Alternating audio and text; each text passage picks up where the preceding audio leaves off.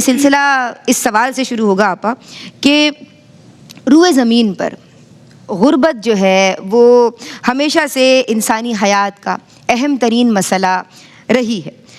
پچھلی دہائیوں میں ہم یہ دیکھ رہے ہیں کہ ہماری سوسائٹی میں انکریز ہو گئی ہے. جو نمبر آف پیپل ہیں، جو غرباء ہیں، جو کمزور ہیں، جو محتاج ہیں، ان کی تعداد میں اضافہ ہوا ہے. کیا اسباب، کس طرح دیکھتی ہیں؟ اعوذ باللہ من الشیطان الرجیم، بسم اللہ الرحمن الرحیم. مفلسی حس سے لطافت کو مٹا دیتی ہے، بھوک آداب کے سانچے میں نہیں ڈھل سکتی. غربت اس حالت کا نام ہے جس میں ایک فرد یا کنبہ بنیادی ضروریات زندگی، بنیادی خواہشات سے محروم رہتا ہے اور محرومیوں میں اپنی زندگی گزارتا ہے. اس میں لباس، خوراک، رہائش، تعلیم، صحت جیسے مسائل شامل ہیں. لیکن جب ہم اپنے دین اسلام کی تعلیم کا جائزہ لیتے ہیں تو دین اسلام ہمیں یہ تعلیم دیتا ہے کہ جو دوسروں کی مدد کرتا ہے اللہ اس کی مدد کرتا ہے، جو دوسروں کے کام آتا ہے اللہ اس کے کام آتا ہے، جو دوسروں کے لیے آسانیاں پیدا کرتا ہے تو اللہ اس کے لیے آسانیاں پیدا کرتا ہے. لیکن ڈاکٹر صاحبہ یہ بھی دیکھنا ہے کہ غربت کن وجوہات کی بنا پر معاشرے میں دن بدن بڑھتی جا رہی ہے. اس میں بہت سے مسائل ہیں. تعلیم کا فقدان. تعلیم انسان میں شعور پیدا کرتی ہے، ان کے اخلاق کو سنوارتی ہے، ان کے کردار کو نکھارتی ہے.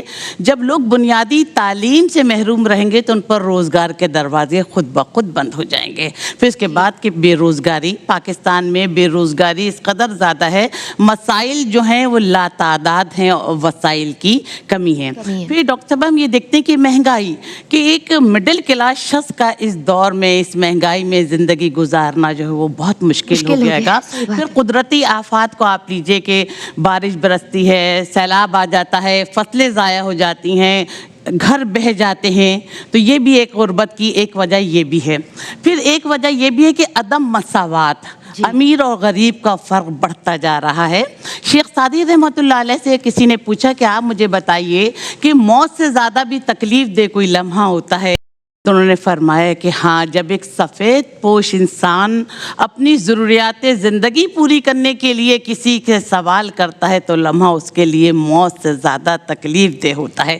ڈاکٹر صاحبہ میں اس پہلو پر بھی نظر ڈالوں گی کہ بے حسی. دیکھیے ہمارے معاشرے میں بے حسی بھی بہت زیادہ بڑھتی جا رہی ہے. پہلے خاندان میں کسی غریب لڑکی کی شادی ہوتی تھی یا وہ غریب لوگ ہوتے تھے تو پورا خاندان مل جل کر حصہ لیتا تھا.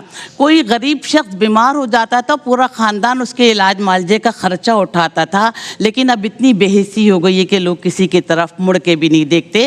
تو اس سلسلے میں حکومت کو بھی یہی اقدام کرنا چاہیے، مخیر حضرات کی بھی ذمہ داری ہے کہ ایسے ادارے قائم کریں کہ جس میں لوگ فری تعلیم حاصل کریں، انہیں علاج معالجے کی سہولت حاصل ہو، معذوروں کو ویل چیئر فراہم کی جائے. کتنا مبارک مہینہ ہے کہ ہر قدم پہ نیکیاں ہی نیکیاں ہیں. تو کسی روزدار کو روزہ کھلوا دیں، کسی غریب کے گھر راشن ڈلوا دیں، نیکیاں آپ کے اعمال میں بڑھتی جائیں گی. اور پھر دیکھیے کہ کسی غریب کی مدد یہ سوچ کر نہ کریں، احسان جتا کر نہ کریں، بلکہ یہ سوچ کر کریں کہ میں اللہ کا شکر ادا کریں کہ اللہ تعالیٰ نے ہمیں مخلوق خدا کی خدمت کے لیے منتخب کیا کہ پھیلے ہوئے ہاتھوں کو حقارت سے نہ دیکھو، ہر ایک کی چوکھٹ پہ سوال ہی نہیں آتا.